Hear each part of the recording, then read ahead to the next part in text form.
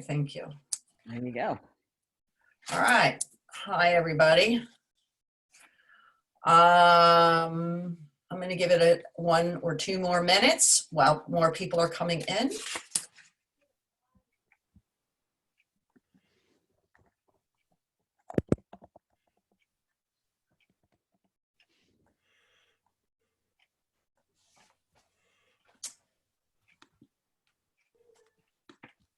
Okay, I think we'll get started.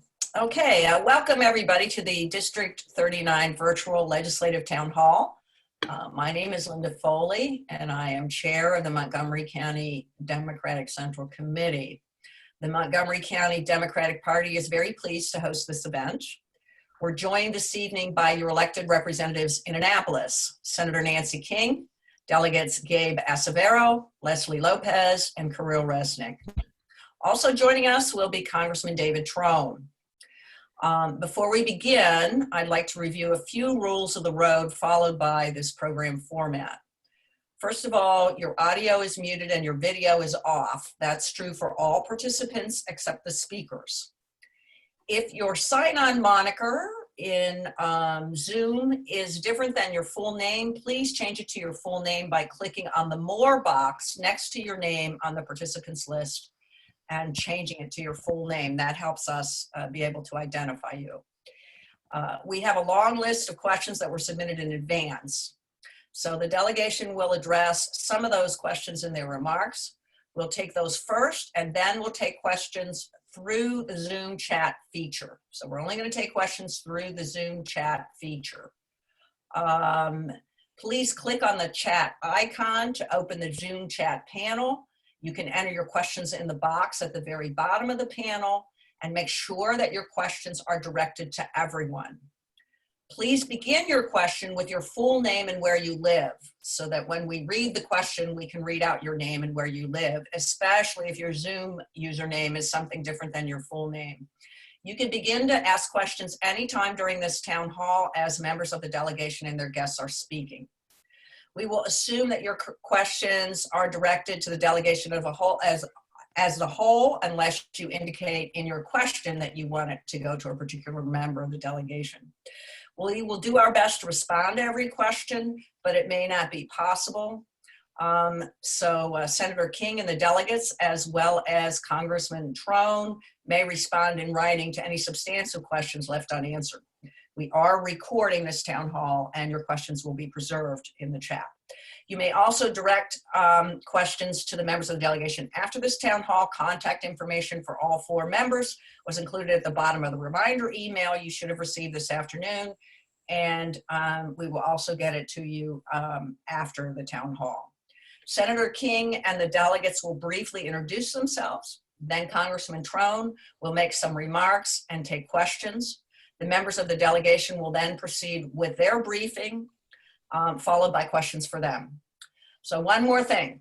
We know we can count on Montgomery County Democrats to be courteous and respectful, and we hope that you will find this event informative, useful, and fun. However, we do reserve the right to remove anyone from this meeting who behaves in an uncivil manner. Before I turn the mic over to Senator King, I'd like to do 2 things. First, I'm going to introduce other elected officials and party officials who are on this call. And secondly, I'd like to encourage everyone to go to lopezformaryland.com, that's Delegate Lopez's website, to sign up for Delegate Lopez's blood drive. There'll be more on that later in the call. Now I'm going to just announce several officials who are also on this call. We have the President and CEO of the Gaithersburg Germantown Chamber of Commerce, Marilyn Balcom. We have MCDCC member at large, Juan Cardenas. We have MCDCC members from District 39, Susie Kaplan and Mumin Bari. And we have MCDCC member from District 14, Mimi Hassanin. We also have several precinct officials on the call, Gabriel Chikes, Sharon Cranford, Sheik Diang, Sylvia Lake, Linda Sherman, and Daniel Wolf. And I'm sure there are others who are also on the call. So with that, I would like to turn it over to Senator King. Senator King. Thank you so much, and thanks for all your help, Linda, in getting this set up. You've been wonderful doing this for all 8 of our districts, and I think we're the last one, so hopefully it will be your best anyway. But thank you all for joining us tonight. I think there are a lot of issues that everyone has and wants to talk about. I think a lot of people have questions still about COVID, but we have a lot of other questions that people are thinking about too, which I think is a real good thing. So we'll be happy tonight to answer. There are a lot of questions that were brought in today, so it gives us a good guidance for what issues we're going to talk about. And I've been on the phone since 1 o'clock this afternoon, on the computer, actually, on a Zoom call. And we'll go back after this town hall meeting tonight, listening to people who are trying to apply for unemployment insurance and are having a really hard time getting through. And the governor made an announcement last week that all the problems were solved and everybody could get in and everybody was happy. And we sure found out that that is absolutely not the case. So it's at such a critical place right now, trying to get some money in the hands of people. That's kind of what we've spent the day listening to today, and it's really a tragic situation. So whatever we can do for people like that, we'll be happy to do that. We're joined tonight with our full District 39 delegation. We have Kirill Resnick, a delegate from District 39, Leslie Lopez, and Gabe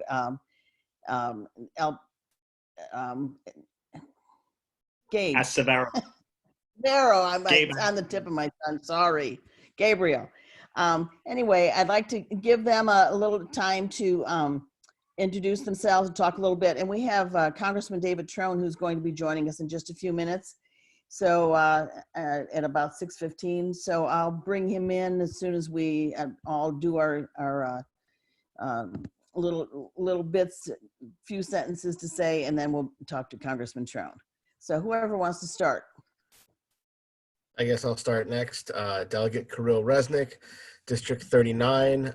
We're going to do a more in-depth review of the session, as short as it was, and some of the governor's vetoes last week, along with some of the other issues that we are working on right now after Congressman Trone speaks. But just wanted to give a quick, brief introduction, remind everyone that I sit on the Appropriations Committee. I chair the Health Subcommittee on Appropriations, and do a number of other roles in the legislature and here in the county. That's what we'll stick with for now, and then we'll do a lot more later, and I'll turn it over to Gabe Severo. All right, well, good evening, everyone. Thanks for joining us, and thank you to the Montgomery County Democratic Party for organizing and facilitating this discussion. Just quickly, so for folks who are aware, and as a refresher, Delegate Gabriel Severo, I serve on the House Appropriations Committee, which oversees our state's capital and operating budget, and I sit on the Public Safety and Administration Subcommittee, which oversees the budget for a number of government agencies, mostly criminal justice, but for a number of government agencies as well. Great to be here and looking forward to the conversation and answering your questions. Thanks. Good evening, everybody. It's nice to reconnect, albeit virtually, and we can't give each other handshakes and hugs and all those things, but hopefully in a few months we can reconnect in person. My name is Delegate Leslie Lopez, along with Delegate Severo. We were both elected in 2018, and to say that the past 2 sessions have been atypical is a bit of an understatement. In our first session, our Speaker of the House passed, and then in this session, we adjourned early for the first time since the Civil War. So later in this call, I know we're going to have a chance to talk about our successes, despite the odds that were against us this past session. But I know I'm really proud of the work that my office was able to accomplish, and I know each of the delegates and Senator King have accomplishments to share as well. I serve on the Judiciary Committee. Even though I am not an attorney, I am around them all day, every day during session and for all the briefings afterwards. I also serve on the subcommittees for public safety, so that's law enforcement and corrections, and juvenile justice.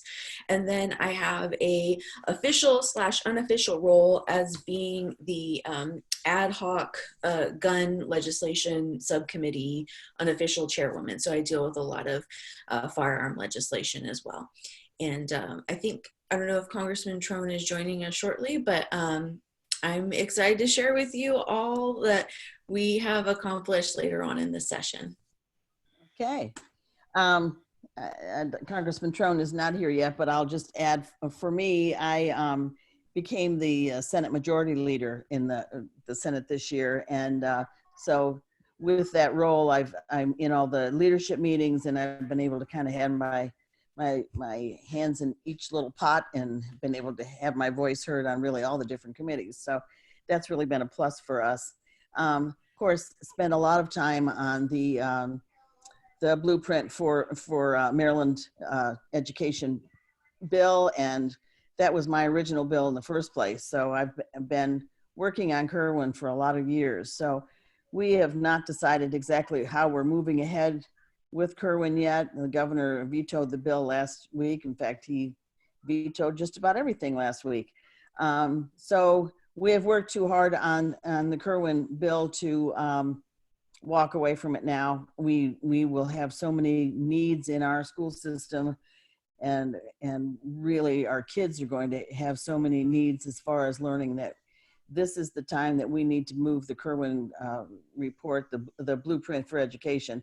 That needs to move forward in order to kind of save education for Maryland. So I'm pretty sure we'll have support to do whatever we do with it. We're really, as a budget and taxation committee, going to take a look at what the economy looks like.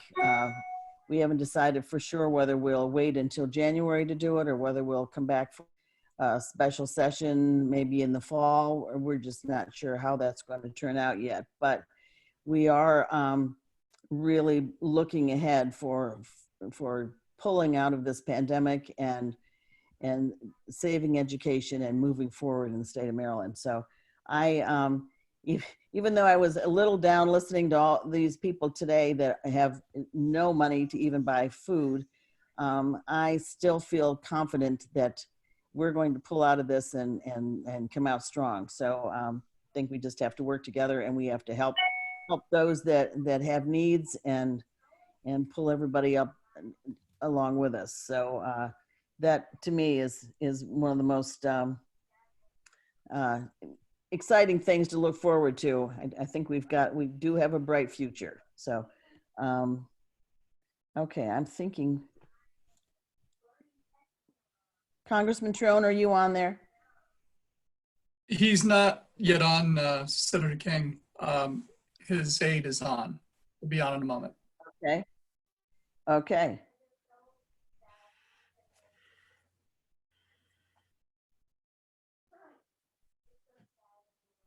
Okay.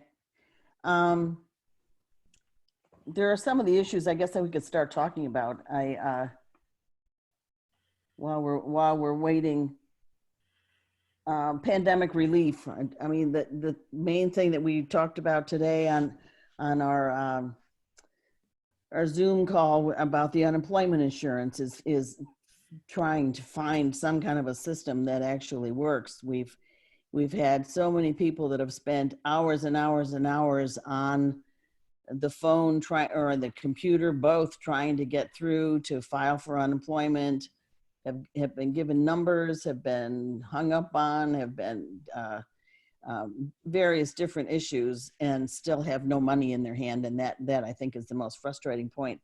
So we're going to be really trying to work with the governor a little bit to figure out some kind of a company that is going to be able to handle all these calls, because I know it's overwhelming with the number of people that have had to apply, and I don't think anybody we didn't plan for that by any means. I don't think we were able to plan for it. We just didn't know how many people there would be without jobs. But at this point, we've got to solve the problem and get it fixed. So we've made lots of lists of people that have called or sent emails. And ironically, over the weekend, when it seemed like the word got out that we were having this hearing today, people started getting calls back. They've been given numbers. They've been given promises of cash. So we'll see how many people actually get some cash in their hand. But it's a shame it had to come to that, because they should have been getting this relief all along. And I just feel bad that people are suffering the way they are. It has not been a good system. So, okay, Congressman Trone, are you there? Okay. Kirill, I'm batting to you. Let me add a little bit while we're waiting for Congressman Trone about the unemployment issue from a process point of view. All of our offices have been getting tons of calls about unemployment, whether it's on the official office lines or through email or even through Facebook. I've been getting calls on my personal phone. What we have all decided to do is have our staffs working together on these calls, because it makes no sense for all of us to get a call and then all of us to spend time working on the same person. So all of our staffs are working together on this issues. We have a master list. Whomever you contact, whether it's myself, Senator King, Delegate Lopez, or Acevero, we are all working together on it. All of our staffs are coordinating to make sure that your issues get in front of the State Department of Labor. So I just wanted to highlight that. And I also wanted to highlight, while we're talking about it, is news came out today, and I think it'll be official tomorrow. The governor's holding a press conference that he's going to start reopening some of the state. They call it slowly, and they say it's not going to be all of the counties all at once. I have publicly gone on record to say that this is too soon, that I believe this is a mistake. We are not over the hump yet in terms of the virus's plateauing.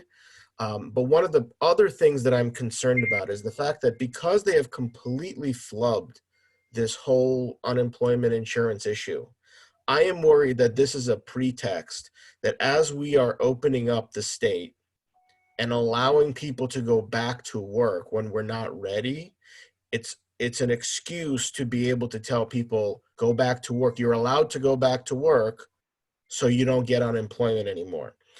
We're going to need to be able to monitor that very closely to make sure that that is not what is happening, that people who are being asked to go back to work are folks that are ready to go back to work, and we as a state are ready to go back to work, rather than simply as an excuse to not have to pay out unemployment. So that we have to be careful about that and watch what the administration does with that. Okay, I think Congressman Trone is here, correct? He is. He needs to unmute. Yes. I am here and I am off mute. Congressman Trone, it is so nice to have you with us. We value your input so much, and we're very happy to have you with us tonight.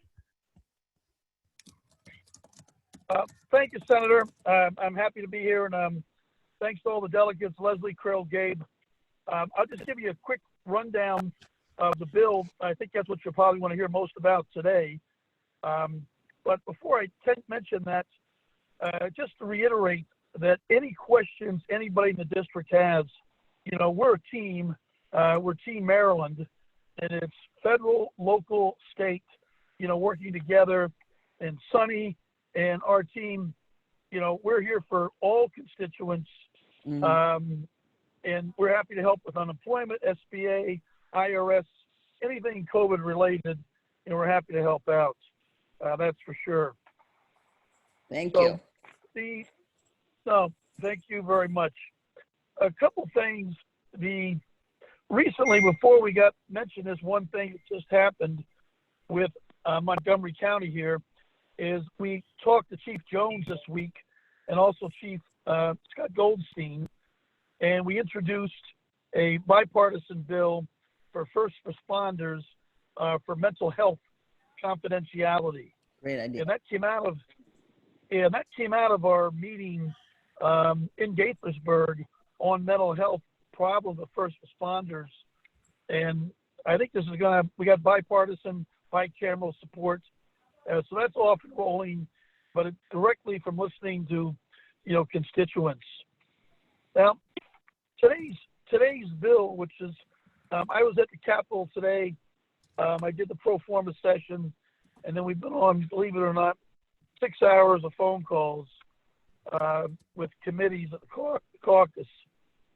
So today's bill, which went in, and we're going to vote on it Friday, probably Friday night, and then we'll have to battle out with Mnuchin and McConnell to get something through. Is how this will go. The bill itself went in today is a little over $3 trillion. This is the CARES 2 bill. CARES 1, as you recall, was the biggest bill really in Congress at $2.2 trillion, and this is over $3 trillion. And to give us a sense of the scale, the entire entire federal tax returns, every dollar paid to the Fed is roughly a little over $3 trillion. So this is unbelievably huge bill. $500 billion is aimed at state governments. So Governor Hogan and Governor Cuomo, that's their number. $375 billion is going to local governments. And we've missed local governments. McConnell blocked both of these in the last bill. So they're the front and center piece, of this bill. In addition, there's what Speaker Pelosi calls the Heroes Fund. And the Heroes Fund is $200 billion of pay, extra pay, to all of our frontline healthcare workers, the ones that are taking the casualties, right out there every day. That's a huge piece. Another big piece is the homeowner and rental assistance. And certainly in Montgomery County here, with our cost of living, this is a big issue to help those folks that just can't make the rent or the mortgage. There's $175 billion for homeowners and rental assistance.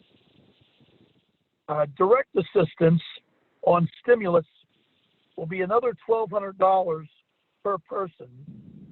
And then there was a mistake in the earlier bill on dependents that were greater than age 17 or had disabilities.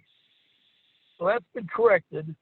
There'll be another $500 for all dependents, including those over 17 or with disabilities that are living in a home, and that'll go retroactive to the first bill. So those folks that will miss, those families will receive $1,000 if you claim that individual on your tax return. So that's another oversight that was fixed. Big piece is hospitals. As we all know, I speak to my hospitals literally every week. They're going broke. There's another $100 billion to hospitals, which is really, really crucial. Unemployment insurance, which I heard you're just talking about. Unemployment insurance at the $600 extra for each claimant will be extended to January 31st, 2021. And I would agree with the previous comments that were made. We cannot reopen too soon. We've got to have health first. And this reopening too soon and putting people in jeopardy is just irresponsible and wrong.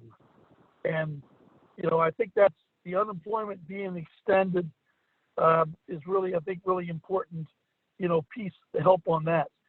There's also a $10 billion aimed purely at minority underserved PPP loans. And we've seen the PPP program has not been fairly administered by the Trump administration. Small businesses, minority businesses have been left out, and it's been a real issue in administration. And they're going to extend the time you can spend the PPP from 8 weeks to the end of the year, 24 weeks. That was a big problem with the first one, and relaxed the 75-25 payments on team members versus other expenses. That's gone, and it'll go retroactive.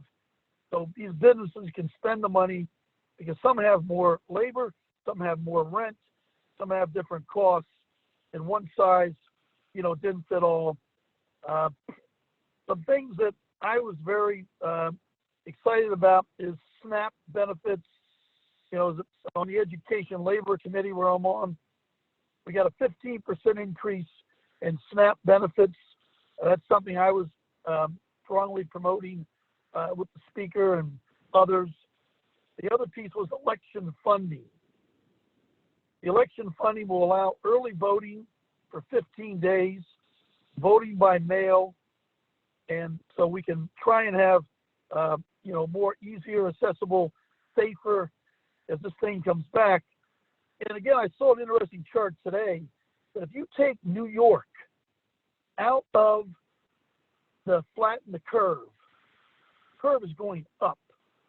We're going up as a country with 49 states. So this myopia and unsafe behavior of reopening is just, craziness. Now, a couple other things that I spoke with the speaker about. Actually, I had 2 calls with her, one-on-one in the last 2 weeks. And I was very delighted. Mental health and addiction, as you know, Senator, are the top things that I'm really focused on. And this is a mental health crisis like no other. We had a crisis, and then we put COVID on top of that. Then we put an economic collapse. We're going to see mental health challenges going through the roof for the next number of years, and we've got to address it. We were able to get $4.75 billion. I asked for $6 billion to NIH, which is a large chunk of that will go to Dr. Joshua Gordon and his team on mental health, and the other will be spent for vaccines and treatment. So $4.75 to NIH. And the other big win was block grants. $3 billion for block grants on mental health and addiction. This is so, direly needed. The other piece is we got a 988 suicide hotline set up for the country. That's really important. We had 47,000 suicides last year. We know with every 1% in unemployment, we were at 3.5. We're going to be at 20%. We're going to see a 1.6% corresponding increase on suicides. It's unbelievable. But this is going to help address that. The mental health money will help address that. A new bill we actually dropped today, a nutrition bill, which I authored and dropped today, got picked up and they put it in the plan, which lets schools have more flexibility. And when I talked to the superintendents and the nutrition folks in all 5 counties, they had trouble with flexibility in their school lunch programs. This fixes that. So they want to do a dinner. Before it wasn't getting included. Now they can include it.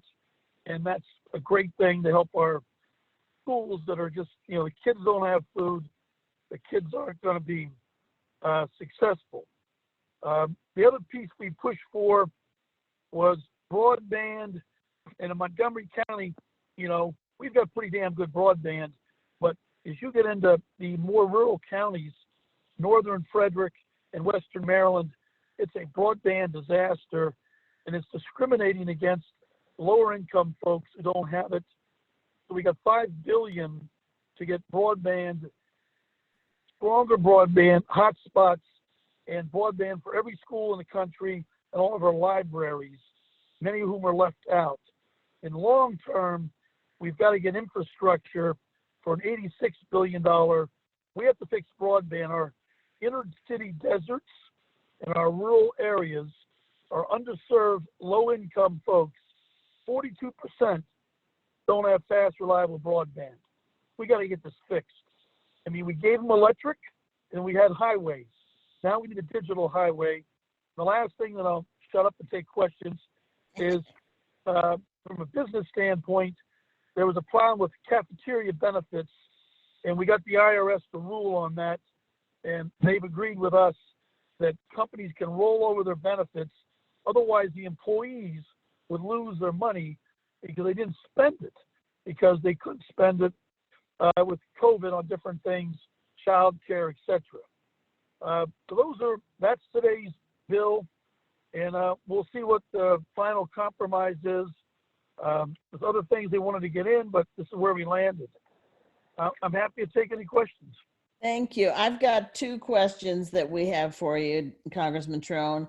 One is, Montgomery County is spending millions of dollars of education funding, and they're the central spot that is feeding poor children right now. And they have spent over $2 million up to this point providing meals, and they are the logical place for children to get meals, but that is not something that they can continue to do and pay for themselves. So any help you can be there as far as money for providing meals for kids, that would sure be helpful. I'll tell you, Senator, I couldn't agree more. I did a summer meals tour last summer, and we visited everywhere in the district, and a lot of folks are going out with mobile meals. All Washington County made it mobile, and they took it right into all over the county. I thought that was a really good idea. Mm-hmm. But 1 out of 6 kids in the summer gets their meals. 1 out of 6, and it's the same thing with COVID right now. We're failing. If we fail our kids, we failed everything. You're exactly right. Yeah, I agree. The other question that we have is there's several questions here about the Postal Service and whether we're going to be able to save it, and what do you know that's being done to save that, and worry about the election and having it get through like we want it to. I think that's a really crucial point. I mean, the Postal Service is the backbone. We've got to save the Postal Service, and that's in this bill. I don't have the numbers in front of me. It's an 1,800-page bill, and I did the pro forma today at 12 o'clock, and that's when they sent the bill in electronically, and our whole staff's been going through it. We've been going through it since, but the Postal Service is in there. Trump, as you know, just wants to destroy the Postal Service. He also put his own guy, his own person in there. And I mean, it's part of the insidiousness of this administration is they put their people in these organizations that don't believe in helping people. And I ran into that at the IRS. We've been trying to get the IRS Trump's tax returns like forever. Guess who the chief lawyer is now at the IRS? Trump's old tax lawyer that fought the IRS. It's unbelievable. So he's the guy we had on the phone on the cafeteria plans. So it's a pretty mind-boggling situation. Yes. Okay. Do any of you others have any questions for Congressman Trone? Thank you so much for taking the time to join us. And if we've got any other questions, David, we will send them on to you. Senator King, this is Linda. Yes. There are a couple of questions that came in while Congressman Trone was speaking. And one of them is from Marilyn Balcom, who is the president of Gaithersburg Germantown Chamber. I'm sure you know. And Congressman Trone, first of all, thank you for joining us. And secondly, Marilyn asks, she did ask about the expansion for unemployment, but her question is, does it have a chance? Does the expansion have a chance of passing given where the Republicans are? I think this bill we could not get bipartisan support. This bill is a marker, and that's what the speaker said today. It's a marker where we want to be, and it's going to be, she wants to get it done by Friday night. We'll probably be there ridiculous time. and so she can work over the weekend. Speaker Pelosi is just spectacular. I mean, the woman is nonstop. She doesn't quit. And I mean, there's no better negotiator than her. She'll end up working with Mnuchin, and they'll cut a deal. I think, Maryland, I think we'll get a lot of this unemployment insurance. I think maybe it might begin to slow down, maybe drop from 600 to 5 or move down in some number. But we've got to, last time in the recession, we had to go back and extend it 11 times. We need to just go ahead and strike once while the iron's hot. And the states are out of money. This bill has to pass quickly. Right. So I think the strategy is clearly go now, go big, get it to the end of the, till January 31. And I'm hopeful we'll be able to hold that date. Whether we hold the 600, maybe that goes to, 500 or something, but there'll be a little bit of give and take. But I feel that's pretty much, we've got to help. How many million people? It's almost 20% unemployment. It's unbelievable. Hello? And the second question is also from Marilyn, and Marilyn Balcom, and she wants to know if there's any, I know you talked about the paycheck protection, but she wants to know if there's any additional small business grant funding that you see may become available. Just the $10 billion, which is aimed at very minorities and the underserved. But there's still about, I forgot the number, it's about 110 billion that's still there. What's happened on the PPP is the drawdown has dramatically slowed.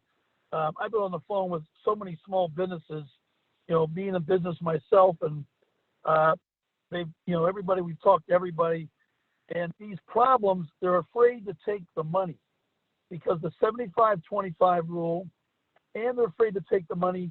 They had the 630 to spend it. And those two things have held companies back. So now they've been fixed in this other bill. A couple other technical changes also that we got involved in.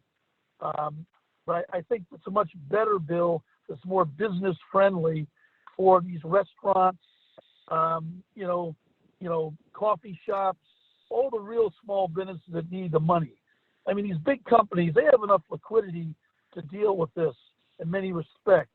But these small restaurants who run a great business for 10, 20 years, profitable every year, all of a sudden are looking at bankruptcy. And that's just not right. The last thing I'd mention is we will have on our website a small business and nonprofit resource guide, which we update it daily. Plus, we got a 110-page COVID resource guide.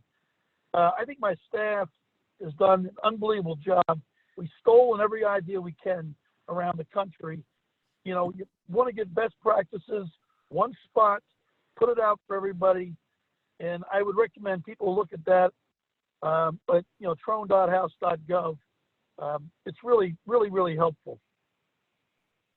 And one more question for you, Congressman Trone, from Brian Benhaim.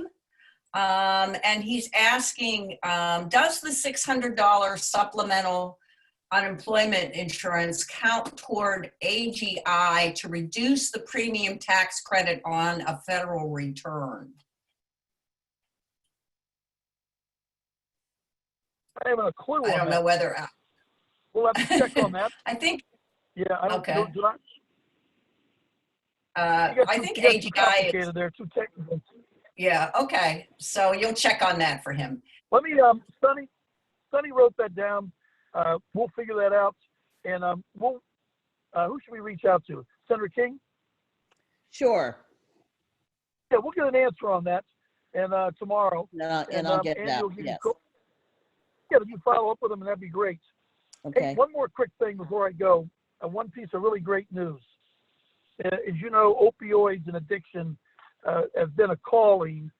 And last week, Speaker Pelosi asked me, and I was so happy to accept, to be the Democrat to lead a national commission on opioids to create an opioid policy, Senate, House, and executive branch that's Great. coherent, and we can really save some lives. So it's a bipartisan commission, and really to step up, and we forget about it, but we lose 70,000 people every year to opioids. It's unbelievable. Congressman Trell, one last short thing I wanted to share with you before you hang up. We talked last week about the healthcare workers, the workers in the nursing homes and such, not being tested for the COVID. And I have spent a lot of time on the phone talking to people trying to get this worked out. The governor 2 weeks ago said he was giving 90,000 kits to the healthcare workers and they were all going to be tested. Well, that has just not happened. The tests from Korea still apparently are not being used. But the nursing home Sunrise here in Montgomery Village apparently just today announced they're spending their own money and buying tests so that by tomorrow they will have every resident and every worker in Sunrise tested. The only way we're going to be able to stop the spread of this virus is to work smarter with it, and we've got to have people tested. I mean, that's what all the experts are telling us. So I have heard from so many people that have parents at Sunrise that they can't go and visit, can't get a phone answer, and the workers haven't been tested. So that is one place that we've had hopefully we'll be successful by tomorrow. But that's still a major issue as far as getting these healthcare workers tested. Yeah, you're just so daggone right. I mean, every healthcare has to be tested and tested over and over and over to protect our folks there. And we've been banging on Governor Hogan on that at your request. And it's disappointing because this talk about the 500,000 tests has proved to be less than accurate. Yes. It's not full test. A test is you test it, then we get an answer. It's swab, antigen, answer. And that doesn't appear to be the case. No, the governor was so excited about all that, and he talked about it in his press conferences that that the tests are working and that everybody's being tested, and that isn't really the case. And same kind of thing happened with the unemployment. He said all those issues were taken care of, that everybody's been able to call in and get things taken care of, and we sure found out today that is not the case. So it's very disappointing. It's a train wreck. The unemployment there in Annapolis, a total train wreck. Yep. Unbelievable. Thank you so much for joining us. Anytime, and I'm happy to do so. Call our office. Any constituent has a question, and we'll figure it out and get back to them. Anybody. Okay, we're a good team. Okay, Linda, take it away. Okay, now I don't know, Senator King, if you have, I can't remember if you concluded your briefing on what you wanted to say in terms of the legislative session. Did you want to update your constituents on anything else that happened there? Yes, I'll talk. It was the strangest session out of my 17 years of being there. It sure was very strange in that we ended session on March 16th. Several weeks before the session ended, and it was such a strange ending because it was only us there. No lobbyists, no constituents were able to be there just because of the virus spreading. So, and even when we left there at the end of March, I don't think any of us really realized then how bad this was going to end up being and how long it was going to be. It's all so unknown to all of us that we have all kind of taken it day by day, and they kind of tell us we're flying by the seat of our pants, and I think sometimes we are, just because there has been so much that we still don't know about this virus. So we passed a whole lot of legislation with an eye towards a much brighter future, and the governor has vetoed anything that had any kind of a revenue source in it. So we will be taking a look at everything once we get back together. I mean, all the committees now are looking at bills that had fiscal notes on them to get ready with a plan for how we move forward. Thank goodness we had quite a bit of money in our rainy day fund, and we were able to help out with a lot of that. But there's still going to be a huge hole in our budget, and we're just going to have to work on it to make it fit. So we've got Gabe and Kirill on the Appropriations Committee in the House, and I'm on the Budget and Taxation Committee. And the problem is, with the economy the way it is, I don't see taxes being raised because people aren't going to be able to afford them. So we're going to be really taking a look at how we're spending and how we're raising that money, and we've got to look at a budget that fits our population at this point. So we have our work cut out for us. Even through the summer, the Budget and Tax Committee is going to be working and coming up with a plan. Delegate Acevero, did you want to talk a little bit about what went on the legislative session from your perspective? Yeah, thanks so much, Linda. So this legislative session was certainly unprecedented and historic. Obviously, because of COVID-19, we had to adjourn pretty early.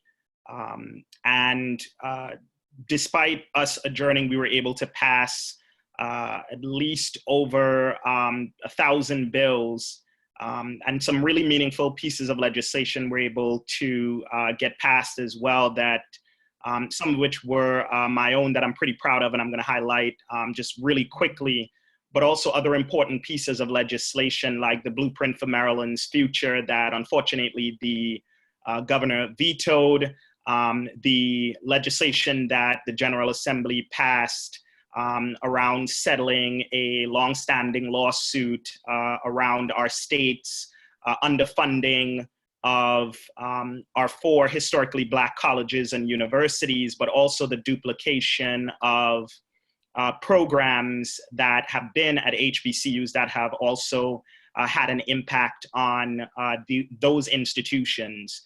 In addition to that, I introduced a number of bills from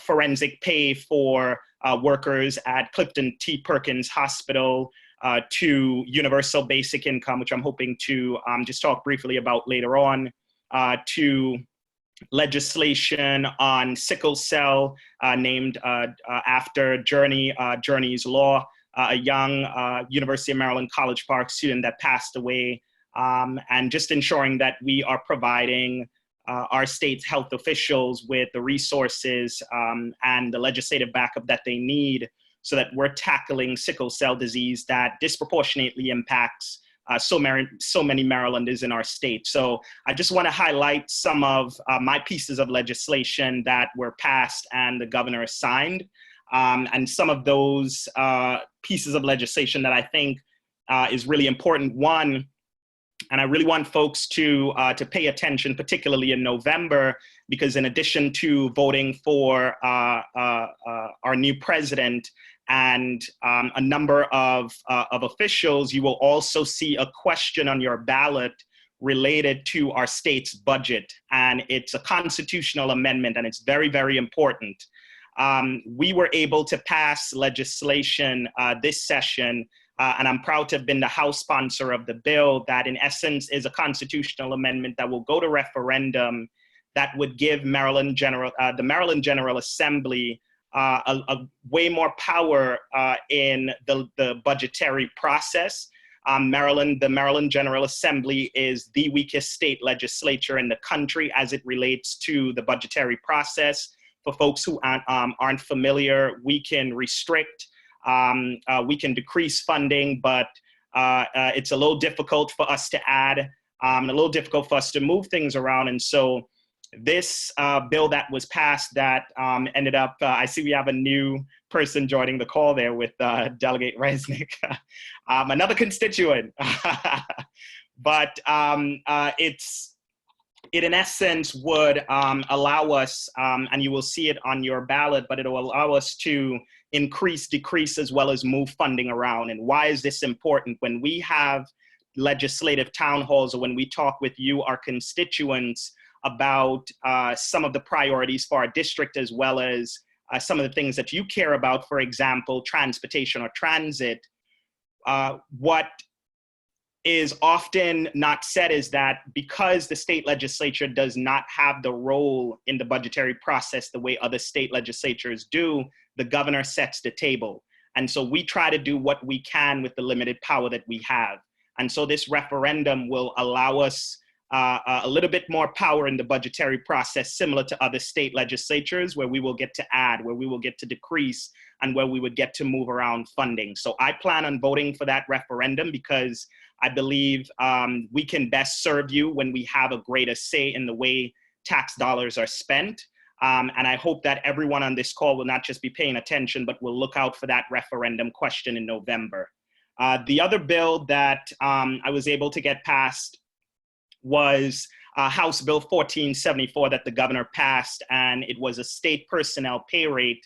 But a lot of forensic workers at the Clifton T. Perkins Hospital, which deals with patients who are having mental health and a number of medical issues that require attention. Those workers at that hospital oftentimes are in a very dangerous environment, have been hurt, have been injured on the job, whether it's by patients or whether it's the environment itself, and they have not seen a pay increase similar to other state employees who are similarly situated for a number of years. And so I was proud to introduce the bill, and I appreciate the support of Delegate Resnick, who is on the Appropriations Committee. We were able to get that bill passed, and the governor signed it. And so that's providing some relief for some really important state employees, because they're not just taking care of patients, but they're working in a really dangerous environment, and they're doing it for wages that is making it more and more difficult for them to live in our state. So I was proud that that passed and the governor signed it, and we could provide relief to those workers. The other bill is House Bill 1079, or Journey's Law. As I mentioned earlier, this is related to sickle cell anemia and sickle cell disease, and just ensuring that our state and health officials have the kind of resources that they need, but also we're allocating more resources to education, to intervention, and to treatment as well, so that those who are suffering silence from this disease, sickle cell anemia and sickle cell disease, that they have the kind of support that they need. And so I was pretty proud that that bill was able to pass. I was also happy to support a number of pieces of legislation that impacts our state positively, as well as our district and Montgomery County, and that is around school construction dollars. The Montgomery County delegation, the District 39 delegation, was able to secure hundreds of millions of dollars for our county for school construction, which is really important. We're the largest school district in the state, one of the largest in the country. We have a growing school district, and we certainly need the resources, and we need the school construction dollars to ensure that we're dealing with the issue of crowded schools. We're dealing with the issue of crumbling infrastructure. And so we were able to get that passed, the Blueprint for Maryland's Future, the HBCU bill. We were also able to pass a pretty significant piece of legislation around ensuring that people aren't discriminated against in terms of housing based on their income. And so there's quite a bit of legislation that I thought was, that we passed, that I thought was really, really meaningful. And certainly looking forward to talking a little bit more about that. But those are the three bills that I would say were pretty big, that I was proud of, that was able to, that I was able to get passed. And back to Senator, Linda. Yes. Thank you, Delegate Acevedo. Next, we'll hear from Delegate Lopez. Thanks, Linda. So I started this session by introducing 6 bills, and those bills had opposition by the bankers and the NRA, which were on my legislator bucket list. So I feel like I've leveled up as a freshman, and I must be doing something good if that's my opposition. So 2 of those bills that I want to just briefly talk about, they impact folks in District 39 and across the state. One is about hate crimes. This was my second bite at the apple of introducing this bill. Basically what it does is it makes it so that every law enforcement officer in the state has the same training about how to respond to a hate crime and has the same recording standard. So what we've seen is that in places that are more or redder counties that have conservatives or Republicans in charge, they are not held to the same standards of law enforcement. So even though they might have diverse populations, it shows that there are 0 reported hate crimes. And that's simply not feasible.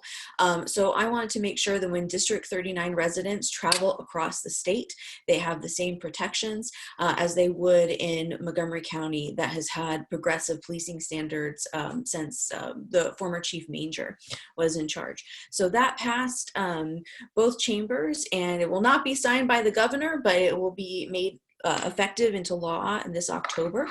The other one that I want to draw attention to is a first in the nation bill that I've been working with Attorney General Brian Frosch's office on for about a year. It is to end the very exploitative practice of robo-signing wage garnishments for student loan debts that were in default. So that's kind of a mouthful, but essentially what happens, if you default on your student loan debt, lenders can come in and basically drop off an Excel sheet or a stack of papers that have people's names, and the courts, instead of evaluating them the way that they would any other case really, they just sign them off and say, okay, your wages are going to be garnished. What we've seen is that there's these predatory trusts that have been set up. One in particular was fined $25 million by the federal government for exploitative practices. It preyed upon people in Maryland. There's 1,300 cases. 47 of those cases were in District 39 alone. We saw that the people who were being preyed upon were people of color, specifically in Montgomery County, Prince George's County, Baltimore City, and also senior citizens. Senior citizens were being disproportionately targeted by this trust. And so we thought it was going to go through Judiciary Committee, which was a comfortable place for me, and I knew how to navigate that. And then lo and behold, it got sent to Economic Matters, which is the committee where things are a little bit tougher. It's the Business Regulatory Committee. It's unofficially known as the committee where dreams kind of die because it is so tough. And I went through a lot of different versions and amendments to get it into a place that it was a strong bill. And lo and behold, it passed out of committee. Unfortunately, the clock ran out, and we're going to have to redo the whole process next year and have the same dance on the Senate side as well. But it passed with a really strong vote, and it's a really good bill. And when it passes next year, it's going to help a lot of people with headaches and saving money. So really proud about that. The one other thing that I want to mention is that in terms of like Annapolis politicking and things like that.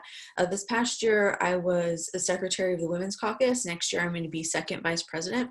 And one of the things that I'm really passionate about is increasing representation in elected government. So I do that as part of my regular job. And through this caucus role, it's really important for me to make the environment in Annapolis and through the whole state and all of governing more comfortable for women in positions, specifically in representative government. So one thing that we started was a first in the nation wellness program. We'll be doing the same thing next year, doing everything we can to make sure that staff and members who identify as women really have an opportunity to be heard and to make sure that they're seen in the process. So very excited about that. Okay, thank you. And Delegate Resnick. Again for, oh, hang on, I am muted. There we go. You're okay now. There, you're okay.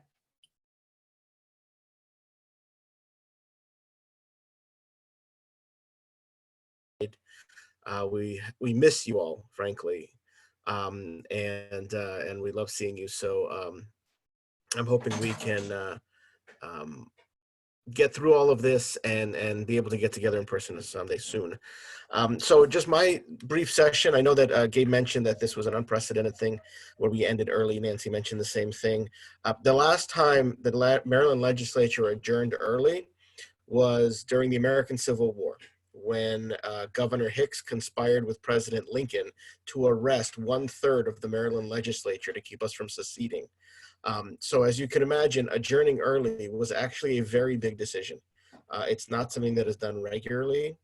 And despite the calls from the governor for us to end early, and despite from the calls from many of our colleagues on the Republican side to end early, because they didn't want to see us passing the bills we passed, it was a very, very significant undertaking to do that. And we wanted to make sure to do it right. I had a decent session. I had a number of bills. Only one bill fully passed and did not make the governor's veto list last week, so I'm very excited. It's a bill that expanded the energy storage tax credit that I created a few years ago to allow folks to be able to purchase energy storage equipment. This is equipment that you can put in your home or in your business that generates that will store the energy that comes into your home, whether it's from the power company or from your solar system, etc. And then you can use it as a backup generator or supplemental energy. It's a great environmental bill, and it's one that I'm really proud that we got to expand to allow for more access to it. The bill that I had that would require menstrual products to be put in all of our state schools did pass out of the House. It did make it to the other side of the street, but just because of time, we were not able to get it going because we adjourned early. I also didn't have a Senate crossfile this year, so that stalled it a little bit as well. But I have secured a Senate crossfile for next year, and so I'm excited to hopefully get that bill passed. And then the last bill I want to highlight very quickly is a bill that I put in to put a cap on out-of-pocket costs for diabetes products like insulin, test strips, monitoring the monitoring devices, etc. The bill itself did not pass, and as you can imagine, the insurance companies fought it vigorously. But 2 weeks after my bill hearing, Care First, who is the single largest insurer in the state, they represent about 80% of all written policies in the state, came out with a plan that not only implemented my bill on all of their commercial policies, but actually did even better.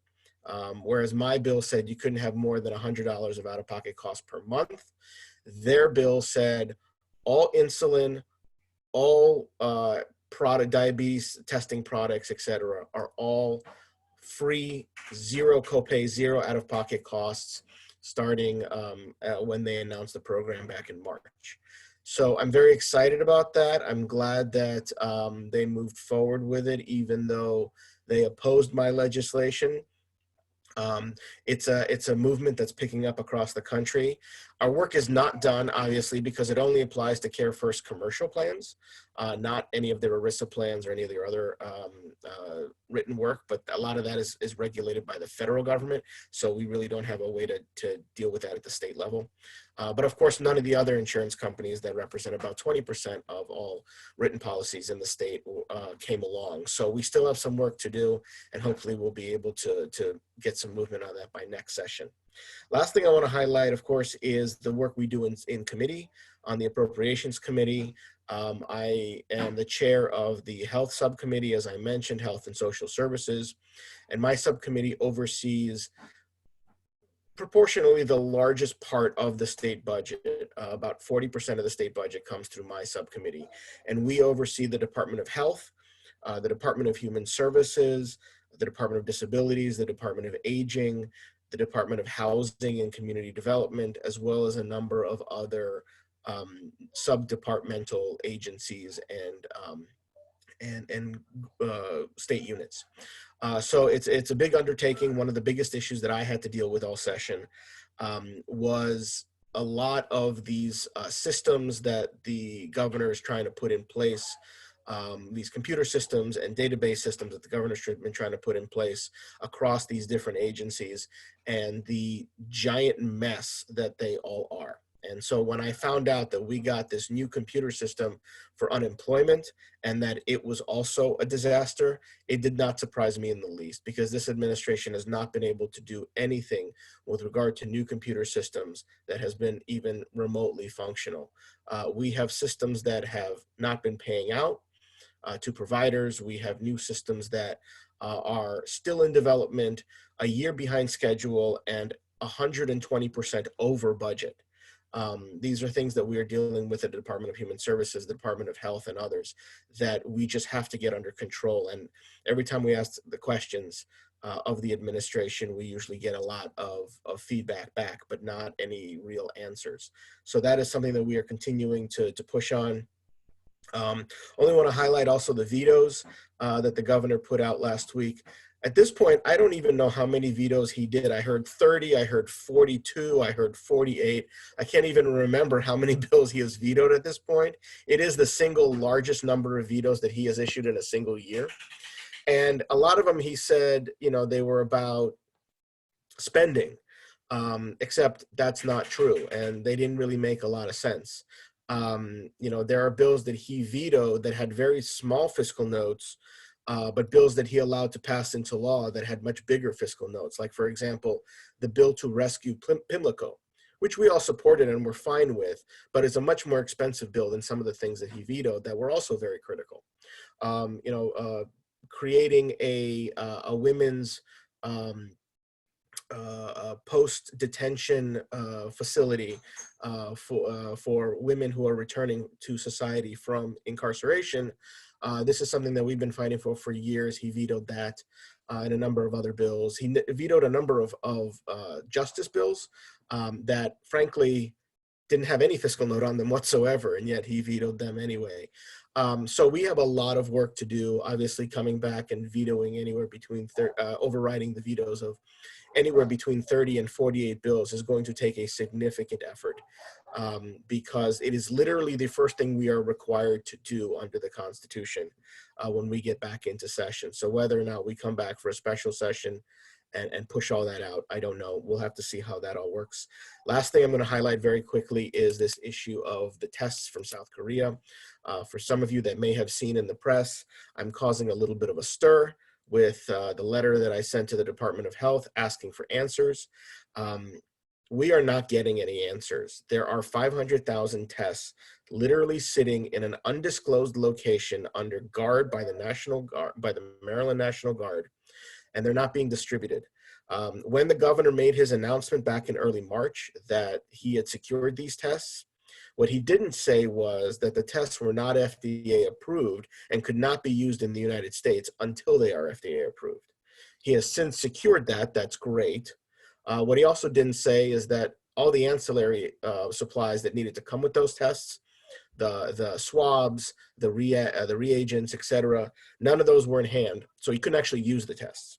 So they've been sitting there where everybody expected that we could use them right away. When he went on his national, speaking junket on every major news channel on CNN and Fox and MSNBC and Good Morning America, he never mentioned those little details. He just said he got them. As of this week, 2 days or a day after I sent my letter, 850 of those tests showed up at the Charlotte Hall Veterans Home in Calvert County. My understanding is about 3,000 other tests have been distributed somewhere. We don't know where, but that's still less than 1% of the tests that he had secured. So we're still waiting, and we're still trying to figure out what we can do. The nursing homes in our state are crippled with the COVID-19 virus. 60% of the deaths that we have had in the state have happened in nursing homes. And so we need to deal with this situation, and testing is one of the best ways that we can to make sure that we know who has it, who doesn't have it, who needs to be isolated, who needs to be sent home. And that has to happen right away. So hopefully we have caused enough trouble that they're going to start pushing these tests out, and we can start seeing the fruits of that. So I'll turn it over back to you, Linda. Thank you. Well, thank you everyone in the delegation for such a great update on what's going on. Man, there's so much happening. I think, as I mentioned at the top of this, we did get a whole lot of questions in advance, and there's no way that we're going to be able to answer all of those. But I would like to actually start with a question that came in on the chat. And this is, I think, for Senator King. And I'm going to make it a two-part question because there's also another question related to education. So Okay. this question is from Trip Rothschild, and let me find it here. It came in pretty early in this town hall, and he is asking what what are we going to do about Kerwin and the blueprint for Maryland education, given that the governor has vetoed it? Do you think that it'll be overturned? The veto will be overturned? What does the future look there? And that's one question. And then the second question is, it came from Ben Wozniewski. I can't pronounce his name so well, but anyway, he would like an update on schools and wonders if you have heard anything regarding a reopening of the schools and also the daycare centers that are connected to the schools. Will they be opened before the schools? So that's a question.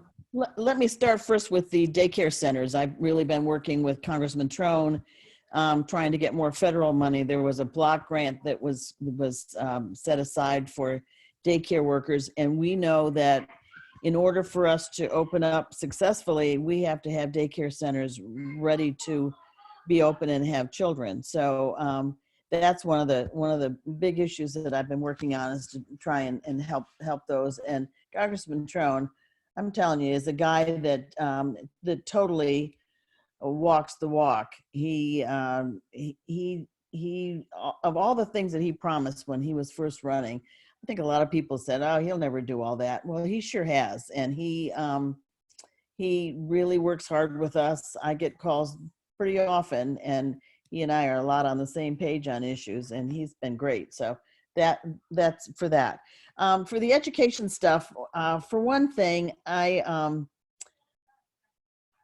in talking to my school board friends and that kind of thing, there are so many issues involved with opening the schools back up. It's transportation. How do you can you put kids on a bus? Can they sit next to each other? If they can't sit next to each other, then you have to have two buses. It's same within the schools, and they've talked about what other states are doing. My dog has to squeak its toy in the middle of all this. Cooper, Carrie, can you get the dog? Yeah. Sorry, folks. Reality happens, doesn't it? As far as even they're looking at other states and what they're planning on doing. I know California is looking at having kids, maybe splitting a class, having kids go, half of the class go Monday, Wednesday, and distance learn on Friday, and the other half of the class go Tuesday and Thursday. But that presents a whole nother list of problems. What do parents do for their kids on the off days that they're home? There are just so many issues that haven't been ironed out yet.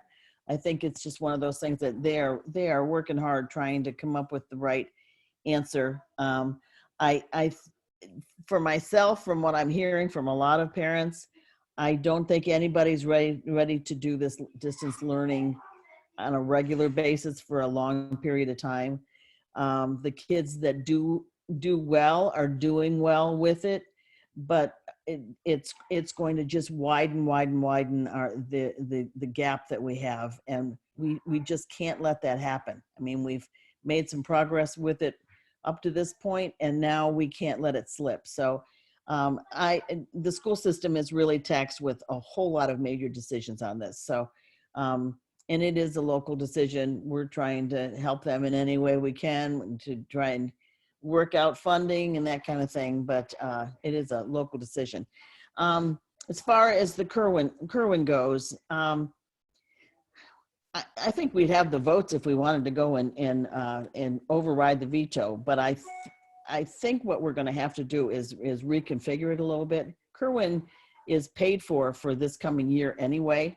So I mean, we're okay for this coming year. We're looking at the out years, and we don't know what those out years are going to look like yet.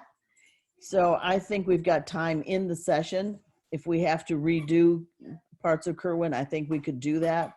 I don't think any of us, not on the Democratic side anyway, I don't think any of us are ready to give up on it at all. I mean, we've put years of blood, sweat, and tears into this policy, and we can't just walk away from it. So I see us moving ahead with Kerwin. Okay, great. Thank you. The next question, I think, will be for Delegate Lopez. And it came from Mary Kurtz of Gaithersburg. And she says, what reports have you received about increased crime and domestic violence during the pandemic? What do you anticipate could happen in the near future? And what plans are there to deal with increases in these problems? Gotcha. So there's a handful of places that we receive information about criminal behavior. One would be the state's attorney's office, John McCarthy's office for our county. And then there's also Montgomery County Police. For the state, we get what's called the Maryland Crime Report that's done on an annual basis. So we don't have information about what has been happening over the past few months because that report has not been publicly available yet. For our specific district, District 39, there's 2 Montgomery County police jurisdictions that cover us. There's one that handles Montgomery Village and Eastern, and then one that handles Germantown and up towards the Frederick border. And there, from everything that I have seen that has been communicated to me in my office, there hasn't been an increase in crime. In general, about 80% of the criminal activity in our district and in Up County, Montgomery County has to do with petty theft involving cars. So it's either someone breaking into a car and stealing something, or someone just stealing something from a car. A lot of times when you go to coffee with the cop or when you engage with police officers, they'll tell you, make sure you lock your door and don't put anything valuable out that's visible. They do that not because it's fun, but because that's literally where 80% of the crime in our district is occurring. The other 20% usually has to do with criminality involving the drug trade. So there's been reports nationally that I've seen that advocates are worried that there's an increase in domestic violence. I think that's a very real concern. From our last call that we had with the state's attorney for Montgomery County, John McCarthy, he said that he has not seen an uptick at all in reported instances of domestic violence. So to me, that's not particularly reassuring because we know that these are just reported incidents. There could be things going on that are simply not being reported because there's a threat of retaliation if someone does call the authorities, which is unfortunately very, very common. So I think in a scenario like this, it's really important to make sure that there's still outlets for people in abusive relationships or abusive households to report things, perhaps to a non-threatening source like a nonprofit. The county has committed grants up to $75,000 for nonprofits that are dealing with COVID response. I think that application process has closed now, but I know that there's a number of groups that have participated in that grant application process to make sure that folks do have an outlet for safety in this very peculiar time. Okay, thank you, Delegate Lopez. The next question, I think, is for,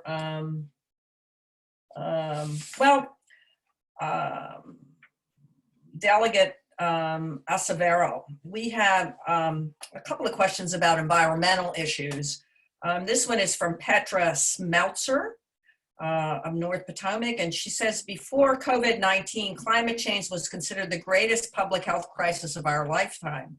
There seems to be an interrelationship between people who live in blighted and more heavily populated areas who contract and die from disease. Will climate change be addressed as part of the COVID-19 crisis in 2021? And I think that means with respect to the state legislature.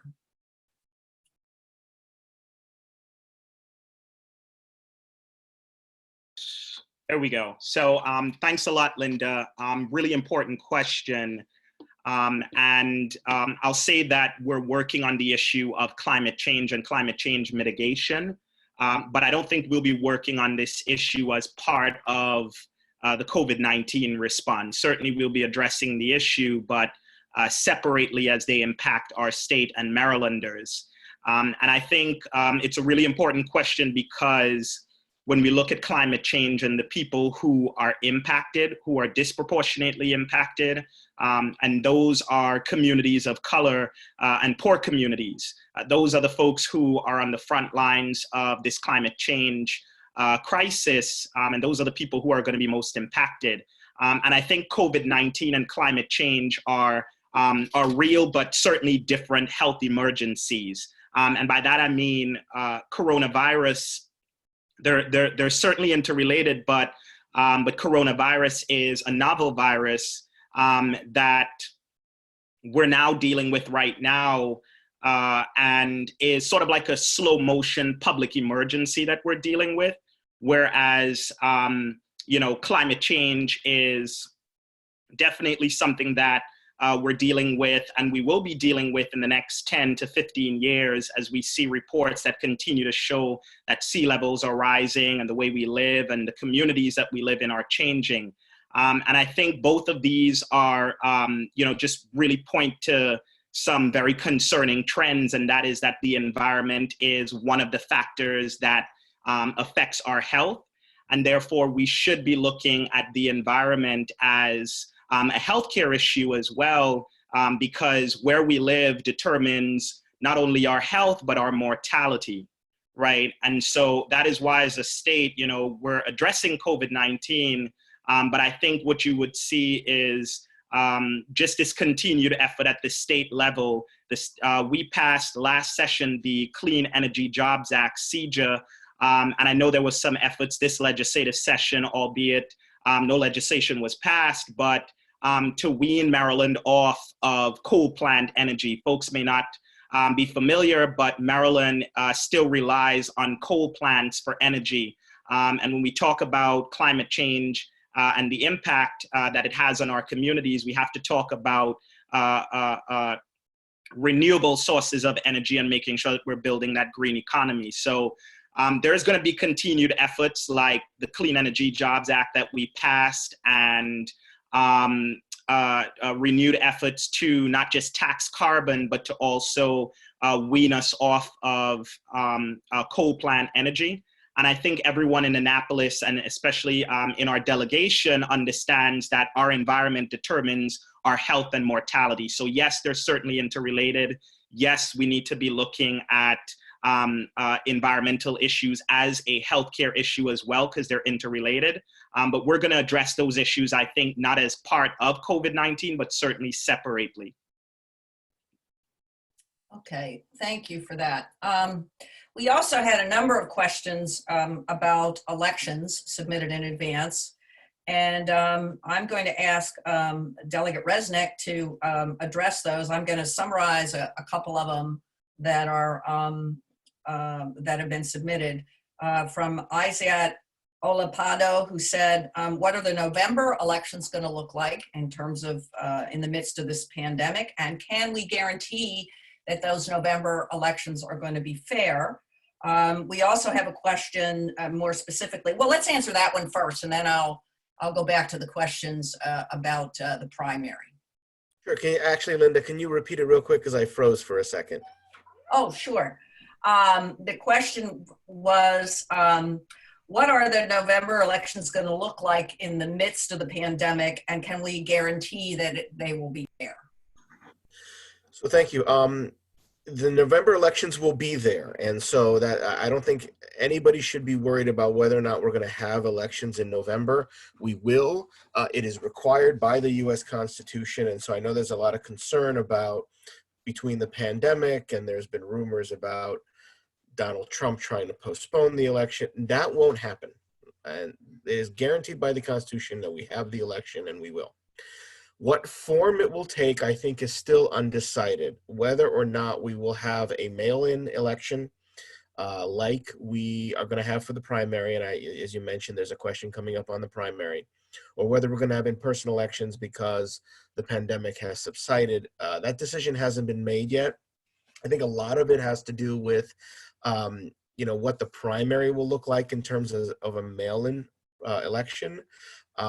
One of the benefits that we have is we have time. We have about 6 months, a little less than 6 months between the primary and the general.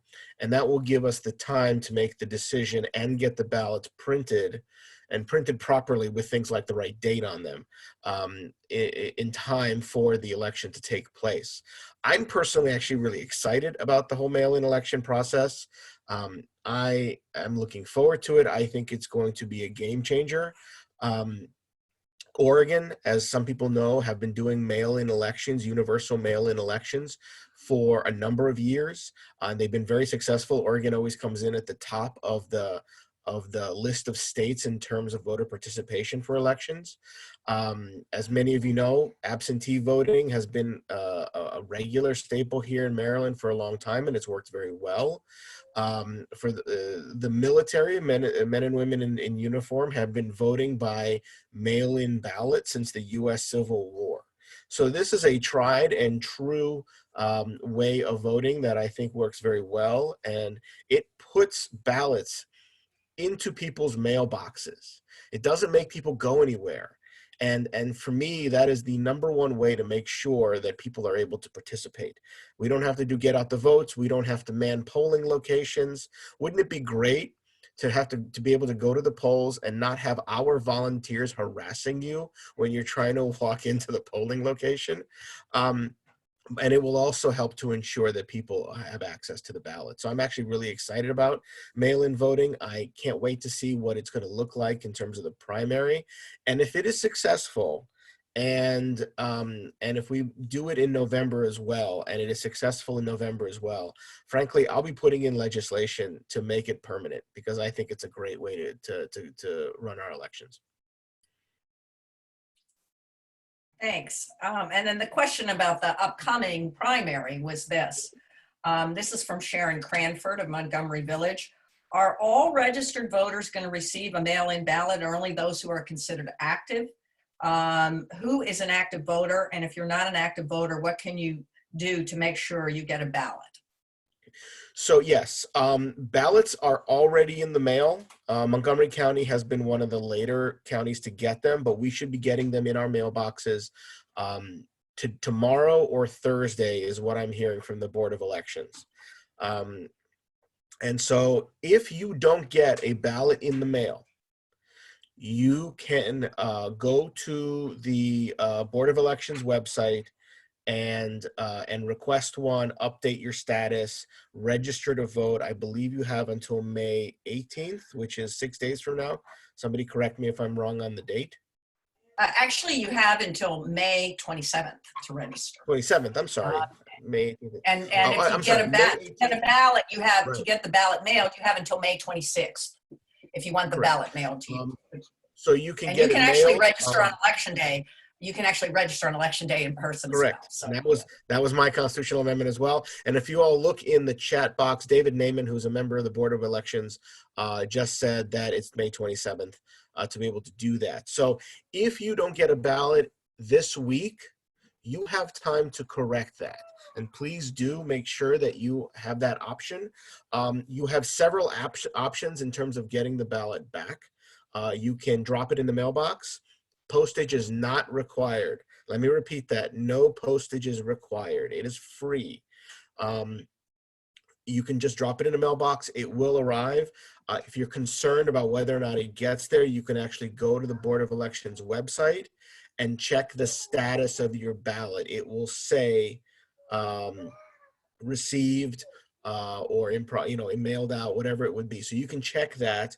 And if for whatever reason a week goes by and that hasn't changed, or 2 weeks goes by and that hasn't changed, again, contact the Board of Elections. You'll be able to correct that. There's time. You can also drop the ballots in a drop box at one of the 4 sites that is being set up in Montgomery County for both in-person early vote and day of election early vote. So again, if you don't trust the mail service and you want to make sure it gets there, you can just drive up, drop it in the drop boxes of the 4 sites.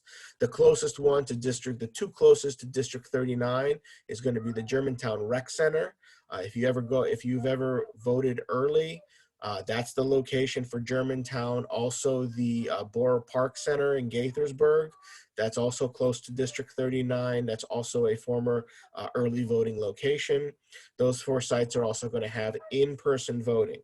So if you insist on voting in person, or you never got a ballot in the mail, or you never registered and you want to register day of, you can go to one of those 4 sites in Montgomery County and register to vote, or vote and have it counted that day as well. Obviously, bring a mask, wear a mask, respect social distancing, stay 6 feet apart. I know that the Board of Elections is going to be making sure to monitor folks and keep them separated so that everyone stays safe and healthy. But please take the opportunity. I think it's going to go really, really well. And I have been checking my mailbox literally every day. I've been running to the mailbox like a kid on Christmas, waiting for it to show up. So I'm hoping it's there tomorrow. Last thing I'm going to mention is between Michael Tardif and David Naiman, they have been putting information into the chat box as I've been talking, with more information for you to be able to get from the Board of Elections and other places. So please check that. There are links in there. You can get more information, and please, everybody, vote. Thanks. I just wonder, I saw a lot of heads nodding among the delegation. Is there anybody else that wants to say anything about the upcoming primary? Just vote, right? Vote. Everybody needs to vote. Vote. That's right. Every mailbox is a ballot box. That's what we like to say at the Democratic Party. Okay, I'd just like to switch gears just briefly and get off of COVID and the election, and let's go to another issue that is a big one here in Montgomery County, and that's transportation. So this question comes from Edna Miller, who lives in Montgomery Village. And I think I'm going to ask Senator King if she wants to respond to this. Traffic on 495-270 may not return to its pre-COVID volume, as more people may become accustomed to and prefer the benefits of teleworking from home. How will the possibility of dramatically reduced traffic volume affect the proposed managed lanes expansion of 495-270? And would you, Senator King, consider a dramatically reduced traffic pattern after the state opens up as a reason to not support the proposed managed lane expansion on 270?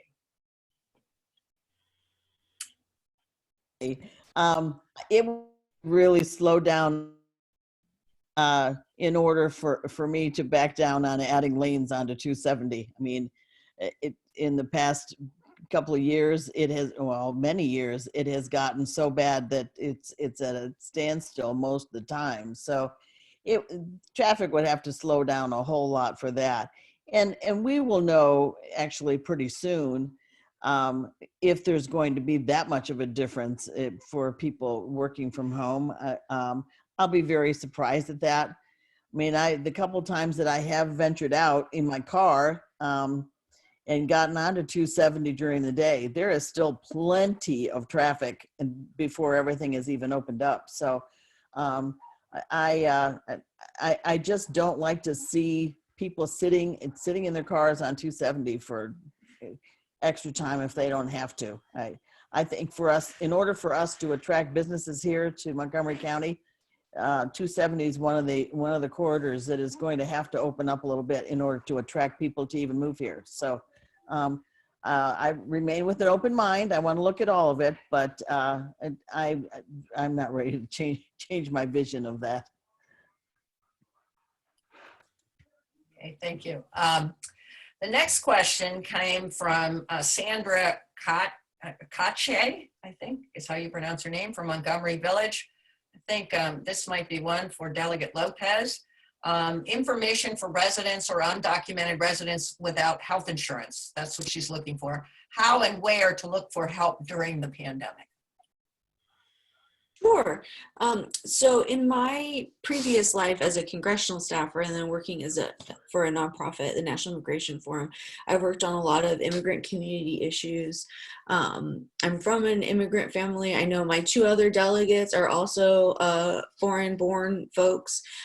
We are, I think, is it like 42% foreign-born in District 39? So one of the really cool things about our district. There are two communities in District 39 that have a higher concentration of undocumented folks. And I've been working with Casa de Maryland and a couple volunteers to make sure that we're doing a lot of outreach there and making sure that they know that there are constituent services that are available to them. First and foremost, there is a program that is being administrated by the county called, I think that it's called the COVID-19 Emergency Assistance Relief Payment Program, which doesn't necessarily roll off the tongue. But essentially what it is it's set up to provide relief benefits to folks who are otherwise not receiving any benefits from the federal government.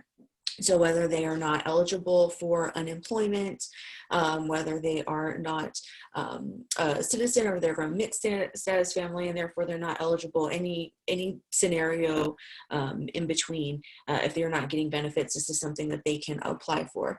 The applications are ongoing for this and they're phasing it out slowly but surely. The first folks who are eligible to receive a benefit are the people who are enrolled in the Care for Kids program. The other thing that I want to mention is rent stabilization and housing. I know we talked about that a little bit before. And then just in general, when it comes to healthcare, anyone at all who has questions about their symptoms that they're having or symptoms that a family member or a neighbor may be having can call a county nurse line that's been opened up. I'll look it up really quick and drop it in the chat line. But essentially, regardless of what your healthcare situation is, if you are having some type of COVID-19 symptom, or maybe you don't know if it's a symptom, you can call that line and they can go through your symptoms, figure out what level of risk you might be, and from there point you to the resources locally that are available for treatment, because that can sometimes be changing.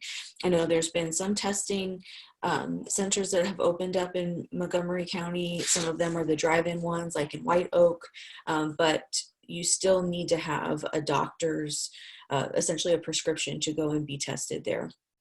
So if you want to work around that process, regardless of what healthcare you have, you can call the county nurses line, and I'll drop that right away in the chat. Thank you, Delegate Lopez. The next question comes from Stephanie Joseph of Germantown. And it's, I think, perhaps I'll give this to Delegate Acevero. Will Maryland provide any individual stimulus checks? And and it mentions the $1,200, she mentions the $1,200 from the federal government not being enough. So is asking whether the state or county can step up to do it. And wants to know if the state has anything else in the pipeline to monetarily help Marylanders through this COVID crisis. Yeah, great question. And just really quick before I answer that, about the previous question about services for undocumented Marylanders, CASA provides direct services to the immigrant community, including the undocumented community. It is a statewide organization with one of the largest immigrant advocacy and direct services groups on the East Coast. And so I would definitely encourage folks to reach out to CASA. I mean, they have a suite of services. You can check their website or give them a call. But they do a lot of great work with our undocumented and immigrant and new American communities, and certainly a resource that folks could reach out to, and they can connect you with state and local government if needed. As far as the question as to whether Maryland is doing its own stimulus check, not that I know of, but are there efforts to have something similar to a stimulus check post-COVID-19?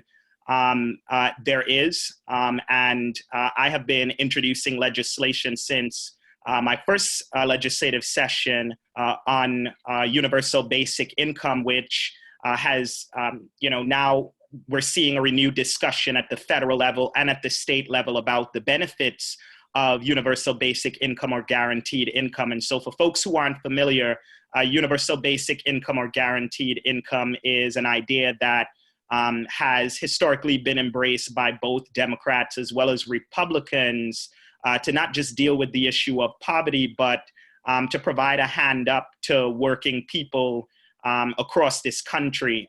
We see studies that show that 40% of Americans cannot afford a $500 or more unexpected bill. And I think when we're looking at this healthcare crisis and the economic crisis that it has created, we're seeing a lot of Marylanders and a lot of working families across our state that are struggling to make ends meet. And I was reading an article, shortly after the federal stimulus checks were disbursed, and one of the things that they were following was just what Americans were spending that stimulus check on. And of course, as you guessed, a majority of it is on basic needs. And so the whole purpose of universal basic income is, in essence, we are providing people with a hand up by giving them free, no strings attached cash payouts. It is an idea that is embraced by a number of other countries. It is an idea that is already in effect here in Maryland, in the state of Alaska. Alaska has a universal basic income or guaranteed income program where every month, every Alaskan over the age of 18 with certain stipulations receive $500 a month, no questions asked, from the state government. And that is paid for through their oil revenues. They created a permanent fund called the Alaska Permanent Fund, where they invest those revenues and the profits from which they're able to pay out a basic income to every Alaskan. And it was such a popular program. And we're looking at this pandemic right now and this health crisis where a lot of people who, especially those who are living paycheck to paycheck, are now in an even precarious position because you're waiting on unemployment insurance. And we just talked earlier about all of the headache that unemployment insurance is right now for a lot of Marylanders. Imagine the kind of impact that a $500 a month from the state would have on Marylanders right now during this pandemic, but also after the pandemic, right? We live in the wealthiest state in the union, but we're also dealing with high poverty in our state as well. And so universal basic income or guaranteed income is just one of those policy ideas that is meant to help working families and put money back into their pockets. And folks think it's a pretty partisan idea, but it's actually an idea that's been embraced by Democrats, folks on the left, like Dr. King, when he was leading the Poor People's Campaign, he called for a guaranteed income, or even folks on the right, like Richard Nixon, who introduced it twice in the Congress, was supportive of it. Ronald Reagan's economic advisor also called for a universal basic income or guaranteed income. And so I think we have an opportunity after this pandemic is over for us as a state to look at legislation that would establish a universal basic income or guaranteed income program here in Maryland, where we are helping Marylanders and showing working poor people that, look, you have agency and we trust that, you would use this cash payment to meet basic needs. And I think this health crisis is showing just how important that is. So I introduced the bill in 2019, and I introduced it again this legislative session, albeit it was a little bit different. But that's a fight that I'm going to continue to fight. I appreciate all of the advocates that have been pushing for this for a long time, and Andrew Yang's campaign that has sort of, helped renew that discussion. But it's certainly an idea that we should be supportive of and advocating for at the state level, especially considering that we know it's possible. Delegate Resnick, did you want to comment, add to the comments? Yeah, I just wanted to add very quickly. One of the things we need to try and look at is silver linings in the course of this very great cloud we're in the middle of, which is this pandemic. But one of the silver linings that we're seeing is that some of this progressive legislation that we've been pushing for a while is being done out of necessity. When I first went into the Ways and Means Committee and said absentee ballots should be free to mail back, and that we should have voting by mail, I was laughed out of the committee.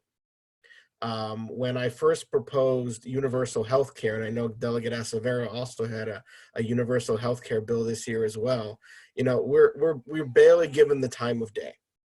When we talk about universal basic income, again, we're laughed out of the committee.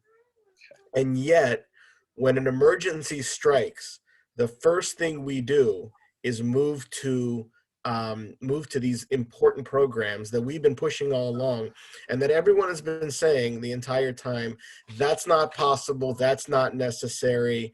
All of a sudden, it's necessary. So as terrible as this is, and obviously 80,000 dead Americans is a tragedy, I think it's going to change our way of life. And I'm actually looking forward to the way that we actually see that evolving. Yeah. Okay, thanks. Now I'm going to move on to another topic, somewhat related, but another topic. And this was a question that was submitted in advance by Susan Baldridge. And she asked, she's from Montgomery Village, and she asked, do you foresee significant tax increases at the state and county levels to compensate for revenue shortfalls due to COVID-19? And if taxes are raised significantly, how does this affect Governor Hogan's plan to reduce taxes on retirees so they don't feel they need to move out of state? I think I'm going to ask Senator King to respond to that. Okay. Got a squeaker here again. Stop. We talk about raising, whether to raise taxes and not raise taxes and what taxes to raise a lot. And we really wrestled with it a lot in the Senate this year because of the fact that we are going to have so many people that aren't bouncing back financially real quick. I sure don't see raising any taxes to make that happen. I think we've got to get our revenue sources open back up. I mean, we're losing about 100 million a week from the casinos being closed. I think there are just ways that we have to build up our businesses and get our revenue streams coming back in again. And that's what we need to focus on rather than focusing on raising taxes on people. I think it's going to be a very hard sell to raise anything for the next several years. Yeah, that's probably true. We hear a lot from retirees. I mean, people that are on fixed incomes, the taxes are pretty high already in Maryland. So, but everybody wants to have all the comforts that we have in Maryland, but it's hard to pay for them. So, I mean, our taxes are high because it's a good place to live. So it's something that our committee just deals with, and I'm sure the Appropriations Committee, we wrestle with it all the time, just to try and come up with a balance. Okay, thank you. Well, we're almost at our 2-hour mark. And so what I'd like to do now is ask each of the delegates to do a quick, a summation or closing of a couple of minutes. And we'll start with Senator King. Okay. One of the things that I've heard a lot from living here in Montgomery Village, we have great recreation facilities here, and I've gotten a lot of questions about when that kind of thing is going to open up. And so I talked to Dave Humpton, the executive director of Montgomery Village, this afternoon. And he, of course, is waiting to hear from the health department before we're allowed to reopen anything. But our swimming pools will be ready to open, hopefully on June 15th. But with a whole lot of changes made, there will be major social distancing. There probably won't be chairs this year. People will bring their own chairs or have towels, and there will be a lot of different changes. But we're also planning on having swim teams, trying to bring a little bit of normalcy back as quick as we can, with the eye on the social distancing also. So I think we're looking ahead to some normalcy for Montgomery Village anyway, and having our kids be able to do some of the things they're used to. Amen to that. Delegate Acevero. I'd like to just take a second and just thank everybody for joining us for this town hall. I think was a good idea. We weren't able to get out to all the different locations that we normally do in the spring, so this has worked very well. And Linda, I sure appreciate you at MCDCC. You are just doing a great job and doing such a great job for the party. And I think the future of our party in Montgomery County looks great. So thank you. Well, thank you for those kind words. Delegate Acevero. Thanks, Linda. I'm going to continue to advocate on those issues that I believe would have a considerable impact on Marylanders, on working families, but particularly on working poor people in our state, those folks who each and every day get up early in the morning, head to work really hard to provide for themselves and their families, yet what they're earning and what they're taking back home just does not allow them to lead a dignified life and to provide for their families. And I think in the wealthiest state in the union, in the wealthiest country in the history of humanity, we can and should do a lot more at every level of government, from the federal level to the state level to the local level, to ensure that we're giving people a hand up and we're continuing to strengthen our middle class. And so I'm going to continue to champion policies like Medicare for All or universal basic income. Kirill and I care about that issue deeply. And, however we get there, as long as everyone is covered in our state. Maryland is a state we spend roughly a third of our state's budget on healthcare. But what we also know is that 400,000 people, Marylanders, still remain uninsured. And so Maryland is one of those unique states that if we wanted to, we could pass Medicare for All or universal healthcare for a number of reasons. As far as universal basic income, that's going to be an idea that I'll continue to advocate for and to champion. In addition to that, issues like police transparency and accountability, that's an issue that I care deeply about, and it's an issue that I've heard from a lot of constituents in District 39 about the lack of transparency in terms of investigations and the way our police departments do their jobs, to the lack of civilian oversight, to the lack of accountability. And I think it's important for us, when we talk about building that police community relations, that we are passing laws that would allow for transparency and accountability and eventually trust. I also want to make a quick plug to folks. I will be hosting with the Maryland Center on Economic Policy a webinar on universal basic income, particularly post-COVID-19, with a number of really learned folks in this field. I'll be sending out more information, but as of right now, we're looking at Thursday, May 21st in the afternoon. If you're interested in the idea or want to learn more about universal basic income or guaranteed income and what we're trying to do here in Maryland, feel free to tune in. I'd also like to thank the Montgomery County Democratic Party, Linda, for your leadership. Really appreciate it. As well as Michael Tardif and all of our other dedicated party activists for putting this together and for giving us a platform so that we can speak to our constituents, get our message out, and let them know what good we're doing. And thank you all to our constituents for tuning in. The only way we know that we're doing a good job is when you are not just paying attention, but you're also giving us feedback. And so we appreciate it. Thank you all very much. And I really enjoyed taking all these questions. Thank you.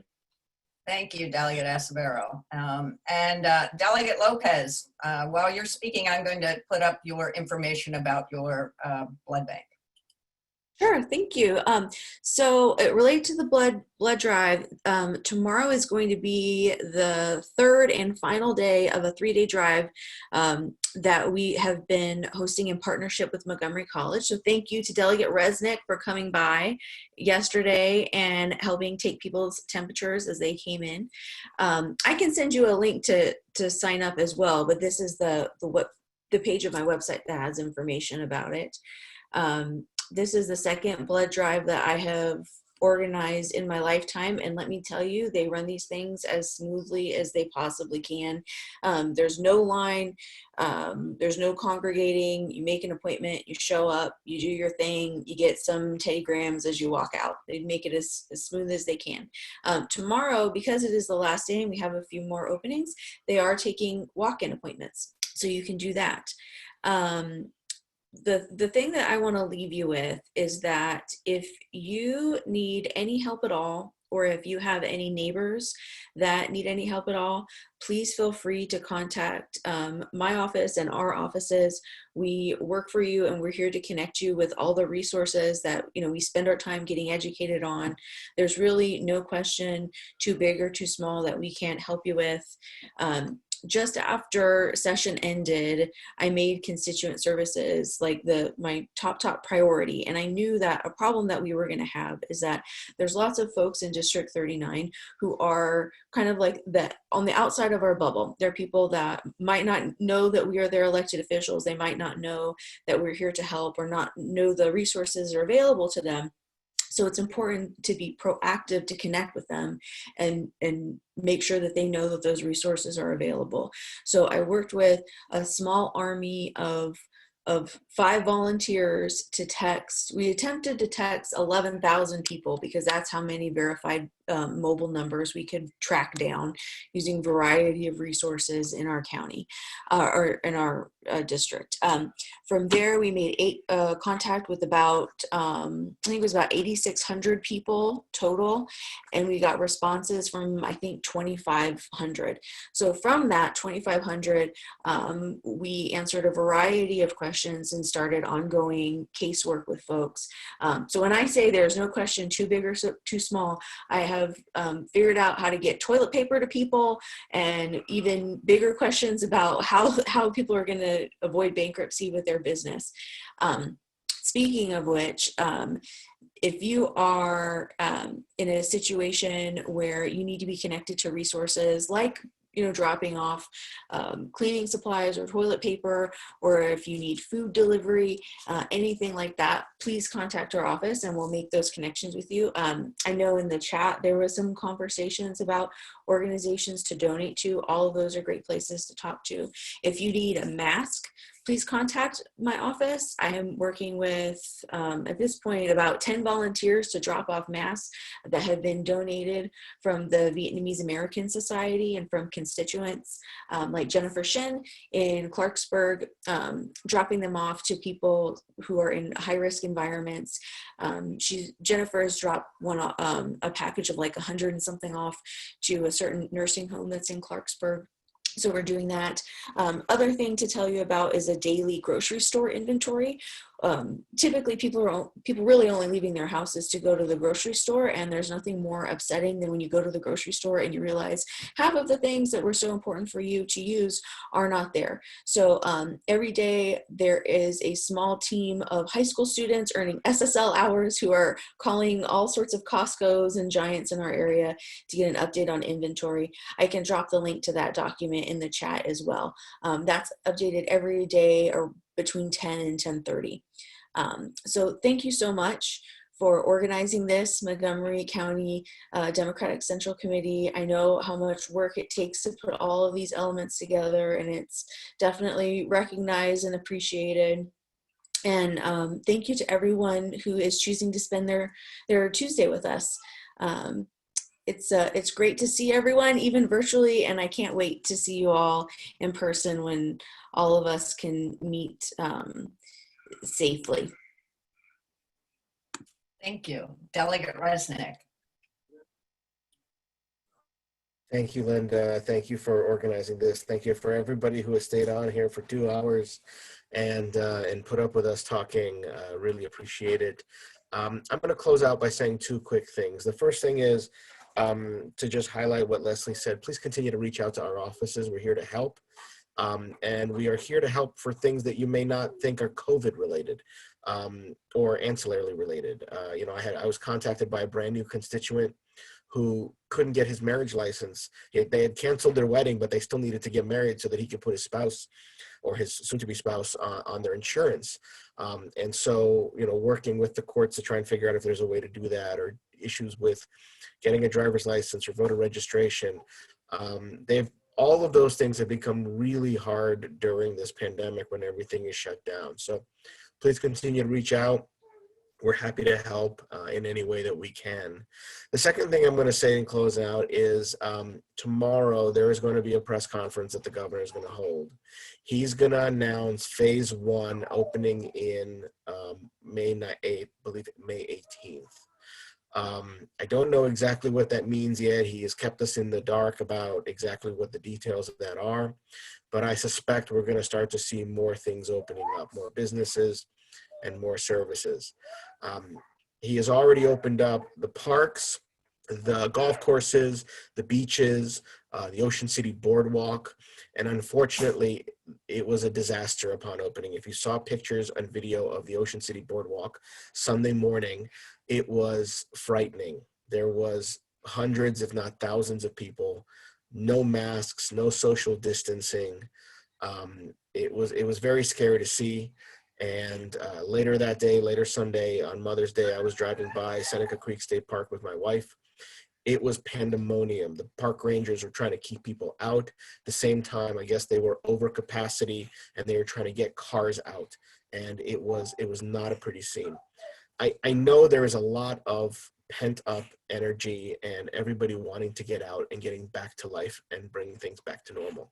We're not ready for it. And I am worried that we are going to see a spike in cases and a spike in deaths if we reopen too soon. If you don't need to go out, if you do not have to go back to work, meaning you are not forced by your employer, if you are able to stay in, even if you're feeling a little cabin fever and want to go outside, please don't do it yet. We're not ready. Take a walk, ride a bike, go for a jog, walk around the block, but please do not get to a point where you are without a mask, too close for comfort with other folks, and potentially risking yourselves and your family's health and the health of your neighbors and friends and everyone else. We're just not there yet. And I would hope that everybody adheres to the concerns and to the guidance from the CDC and the WHO. So thank you all very much for joining us. Thank you, Delegate Resnick. And also thank you to everyone in the District 39 delegation, as well as Congressman Trone, who had to leave us, but this was a great town hall. We appreciate your time and all the work that you do in Annapolis and that you do in general for our state. We're so lucky to live here and have representatives like you representing us, and we really appreciate it.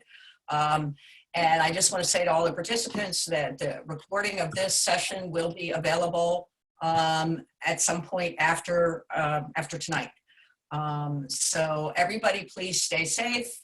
Everybody Linda, please stay healthy. Can I thank you again and thank you. Can't wait to see you in person.